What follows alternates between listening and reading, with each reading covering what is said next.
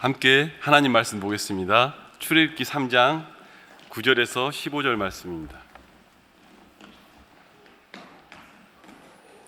출애굽기 3장 9절에서 15절 말씀입니다. 저와 함께 교독하시겠습니다. 제가 먼저 읽겠습니다. 이제 가라. 이스라엘 자손의 부르짖음이 내게 달하고 애굽 사람이 그들을 괴롭히는 학대도 내가 보았으니 내 백성 이스라엘 자손을 애굽에서 인도하여 내게 하리라. 모세가 하나님께 아뢰되 내가 누구이기에 바로에게 가며 이스라엘 자손을 애굽에서 인도하여 내리이까?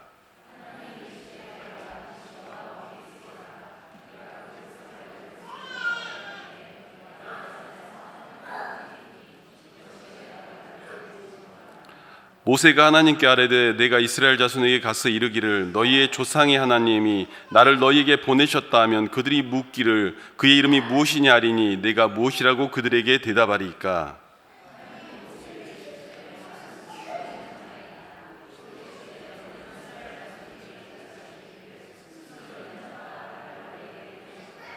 함께 읽겠습니다.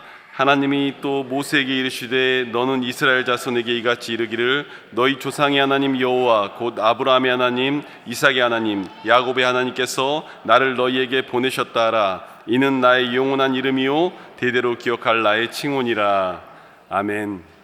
하나님의 크신 은혜가 오늘 저녁에 함께 하신 모든 이들에게 넘쳐나기를 축원합니다.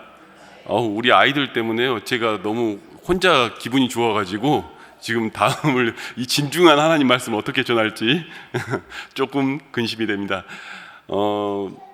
누군가에게 이름을 짓는다는 건 사실 그 이름이라는 것은 그 모습의 특징들이 담겨 있죠. 그의 속성들이 담겨 있습니다. 그래서 누구의 이름이다 그렇게 말하면 그가 어떤 존재다 이런 것들이 담겨 있죠. 제가 저희 아이를 낳을 때 아이를 임신했다는 얘기를 듣고 기도를 했습니다. 기도를 했는데 어느 날 응답을 받은 거예요. 그리고 제가 아내한테 막 뛰어와서 이야기했습니다. 자기야 내가 하나님한테 응답을 받았어. 이 아이는 하나님이 희락이라는 은혜를 내게 주셨어. 그래서 당신의 모든 아픔을 잊게 해줄 아이를 하나님께서 우리에게 보내시겠대. 그러면서 우리 아이 이름은 태명을 기쁨이라고 짓자 그렇게 지었습니다. 그러니까 저희 아내가 제게 대답을 했습니다. 너무너무 좋다. 그런데 자기야 본명 지을 땐 기도하지 마. 어느 날 본명 지는데 기도하고 와가지고 이거 하나님 응답이라고 지으면 아니라고 말할 수도 없고 바꿀 수도 없고 사람 이름 짓는 것 자체가 그 모습 속에 담겨있는 이야기들이 있죠. 그런데 오늘 성경에서 모세는 하나님의 이름을 묻습니다.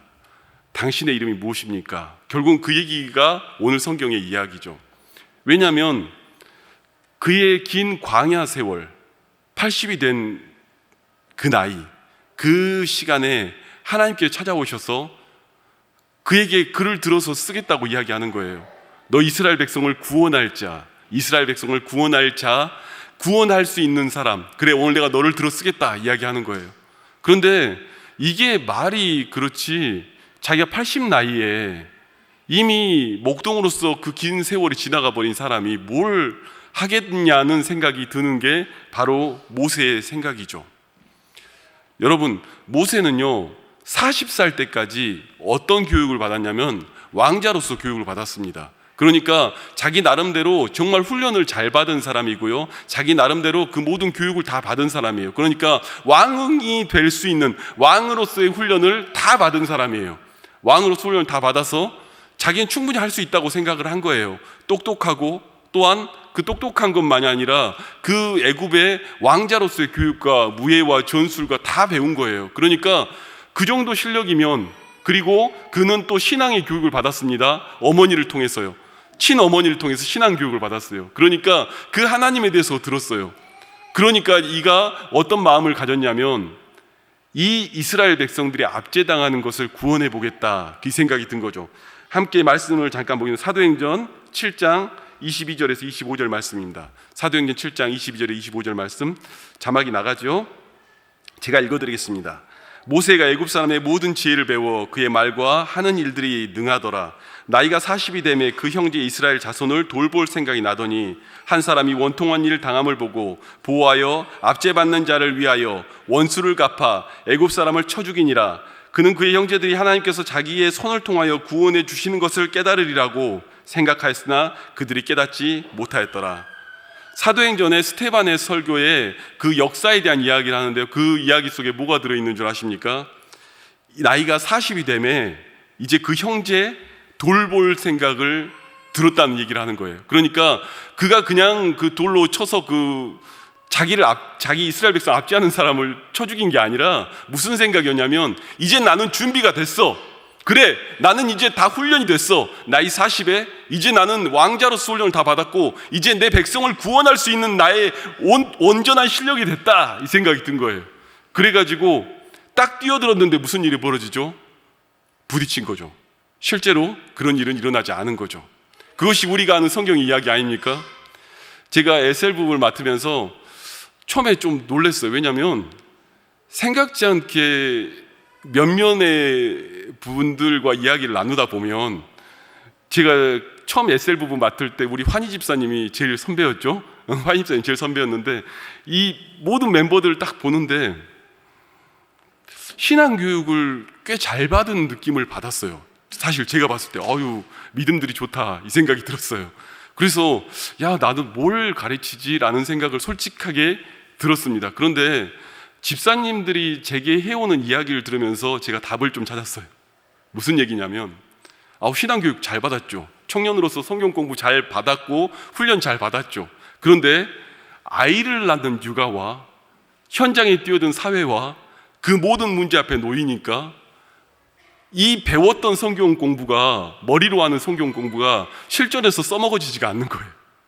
그런 문제를 가지고 제게 고민을 가져오는 분들이 많았습니다.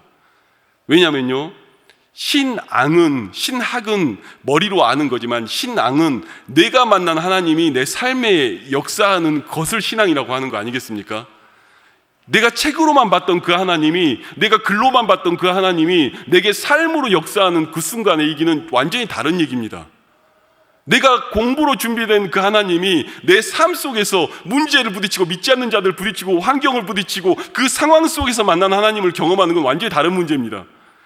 인간의 훈련으로 완벽한 걸로 싸운다고 말하면 모세는 40살에 이스라엘 구원해야 맞아요. 그런데 전혀 통하지 않았던 거예요. 전혀 쓸 수 있는 것들이 아무것도 없었던 거죠. 전혀 쓸 수 없는 것들이 아무것도 없었고요, 그것 갖고는 제대로 하나님의 일을 할 수가 없었습니다. 여러분, 이 일에 대하여 시편은 더한 얘기들을 해나갑니다. 모세는 역사서의 이야기를 보면 이때 혼이 나갔다고 표현해요. 정신이 나갔다고.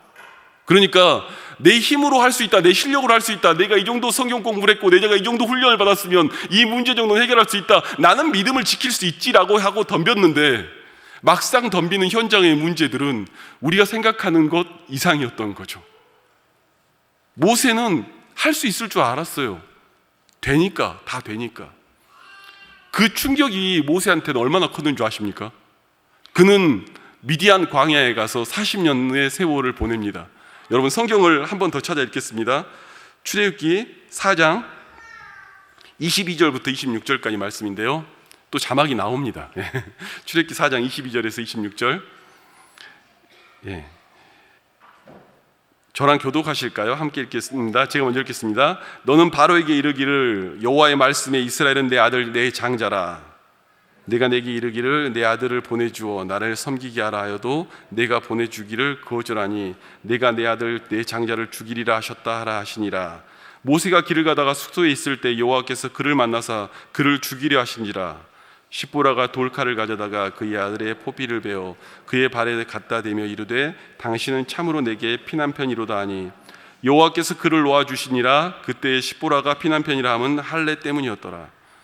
완전히 여러분, 이 말씀이 왜 충격적인 얘기냐면요, 여러분, 모세는 위대한 믿음의 사람이죠. 여러분 다 그렇게 믿습니까? 아멘이세요?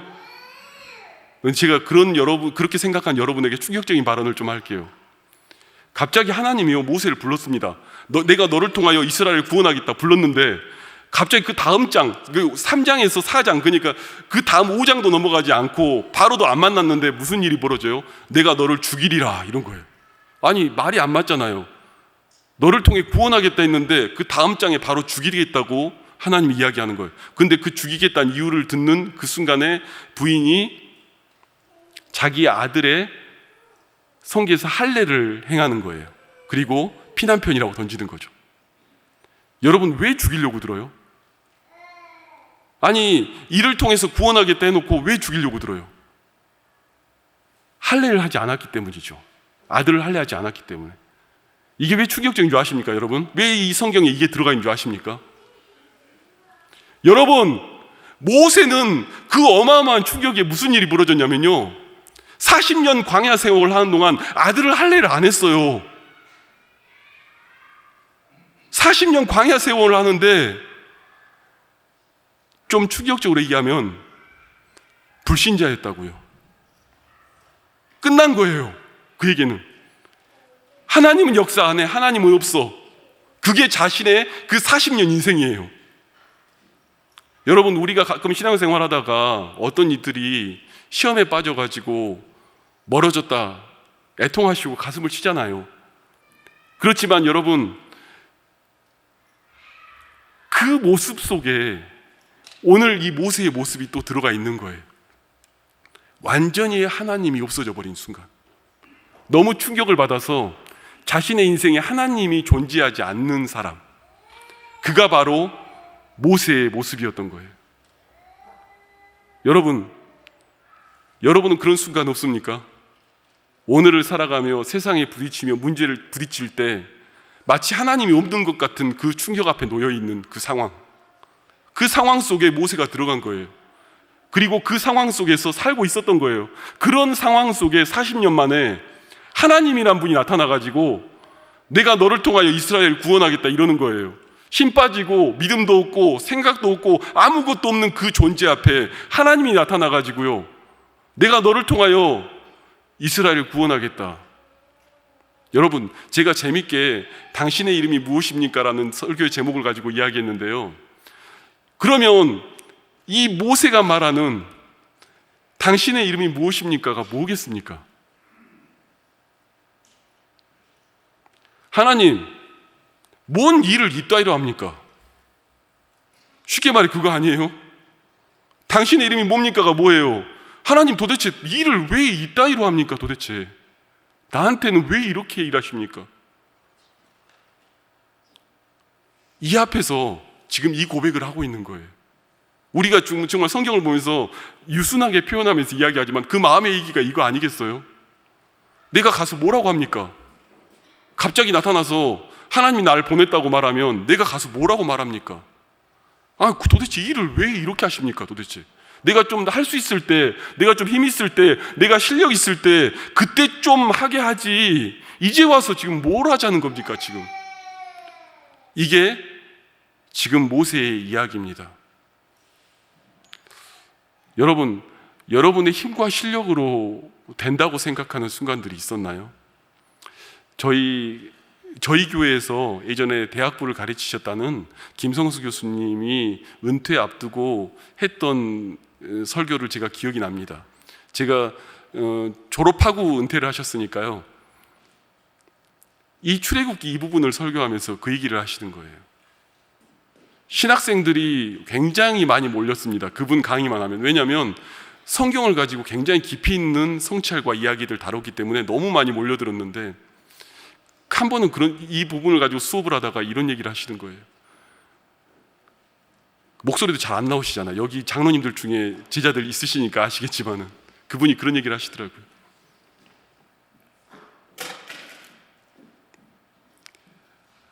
만약에 똑똑한 걸로 내가 사람들을 구원했다면 나는 정말 많은 사람을 구원했을 겁니다. 그렇게 얘기하시더라고요. 꼭 똑똑한 걸로 내가 영혼을 구원하려 했다면, 구원할 수 있었다면 난 정말 많은 사람을 구원했을 겁니다. 그러나 저는 많은 사람을 구원하지 못했습니다. 그 교수님의 이야기였어요. 그러면서 저희한테 이렇게 얘기했죠. 거기 신학생들이 100여 명 꽉 차 있는데 거기서 그 얘기를 하셨어요. 오직 성령만이 사람을 변화시킵니다. 우리 나면 나오죠. 근데 신학생들이 다 머리로 지금 히브리어 해석이 어떻게 되고 이거 보고 있으려고 하니까 그 분위기가 굉장히 쏴해졌어요. 분위기가 쏴해졌는데 교수님이 그 분위기 읽어지잖아요. 다들 타자하려고 기다리고 있는 이 모습을. 그때 그 목소리도 안 나온 교수님이 단상을 치면서 2분 동안 소리쳤어요. 오직 성령만이, 오직 성령만이, 오직 성령만이.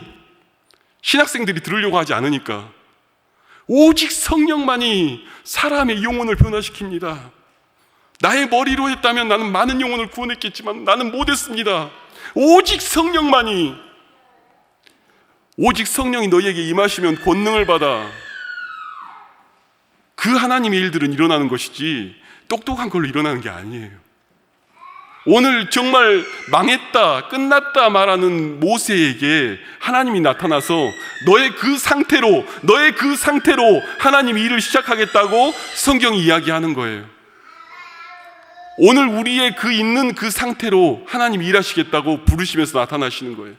여러분, 우리가 실력으로 뭔가를 했다고 하면 세상에 똑똑한 사람이 다 해먹었을 거예요. 그런데 여러분, 살아가면서 느끼지 않습니까? 꼭 그렇지 않지 않습니까? 왜 그래요? 이 부분은 하나님의 영역이기 때문이에요. 그의 이름을 물어봅니다. 당신의 이름이 무엇입니까? 하나님이 어떻게 보면 되도 않는 소리를 하는 거죠. 나는 스스로 있는 자다, 이렇게 얘기하는 거죠.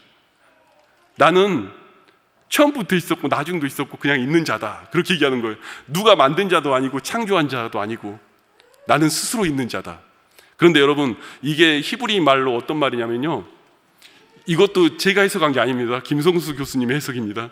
에헤르라는 히브리 단어를 표현되어 있는데요, 영어 해석과는 좀 다릅니다. 영어 해석은 나는 스스로 있는 자다, 그냥 그대로 해석했는데, 이게 히브리 원어를 그대로 따서 옮겨가면 I'll, that I will이에요. 그냥 영어 문법이 안 되니까 바꾼 거예요, 그 영어 성경을 쓸 때.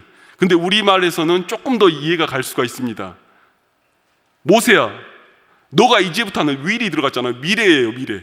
내가 너로부터 시작되는 그 이제부터 벌어진 일, 홍해를 가르며 그 모든 재앙을 일으키며 그 모든 것을 세방시키는 그 일, 너를 통하여 이룬 그 미래의 하나님, 그가 바로 나다. 너를 통하여 미래를 이루실 그 하나님의 이야기가 그가 바로 나다, 그 얘기를 하는 거예요. 창조의 원리를 이야기하는 거예요. 나는 알파요 오메가요, 모든 것의 모든 것이 되시며 그 모든 것 속에서 너와 함께 역사하는 하나님, 그가 나는 너와 함께 일하는 하나님이라고 그렇게 이야기하는 거예요. 그가 오늘 그렇게 대답하는 거예요. 여러분, 우리와 동행하는 성령 하나님은 모든 것의 모든 것이 되십니다. 여러분이 지적으로 이렇게 해야 된다, 저렇게 해야 된다, 그 모든 생각들을 넘어서는 그 하나님이 바로 우리와 동행하시는 하나님이시란 말입니다. 오늘 우리에게도 그렇게 이야기하시는 거죠. 나는 스스로 있어서 너와 함께하며 아브라함의 하나님이며 이삭의 하나님이며 야곱의 하나님이며 너희를 인도해낼 그 하나님이라고. 80의 노인이 할 수 없다고 이야기하고 믿음도 없고 모든 것이 꺾였기에 오늘 우리는 그 위로를 얻습니다. 그에게도 임하셨던 그 하나님이 오늘 내게도 임할 수 있다는 사실을. 아멘이십니까? 그에게도 역사했던 그 하나님이라면 오늘 믿음을 갖고 살아가는 우리에게도 역사할 수 있는 하나님이라는 사실이죠. 오늘 그 하나님이 여러분의 하나님이시기를 원합니다. 그 하나님 안에서 우리가 구하며 간구하는 것 아니겠습니까? 우리의 머리로 해봤지 않습니까? 우리의 생각으로 해봤지 않습니까? 별의별 성경 공부 다 해봤고 별의별 전도훈련 다 해봐도 그거 갖고 답이 나옵니까? 오직 성령의 권능이 임해야 영혼이 변화를 얻죠. 오직 성령의 권능이 임해야 하나님의 일이 시작되며 일어나는 것 아니겠습니까? 오늘 그 하나님을 간구하는 이 밤이 되길 바랍니다. 오늘 그 하나님이 여러분과 동행하는 이 밤이 되길 바랍니다. 함께 찬양하시겠습니다.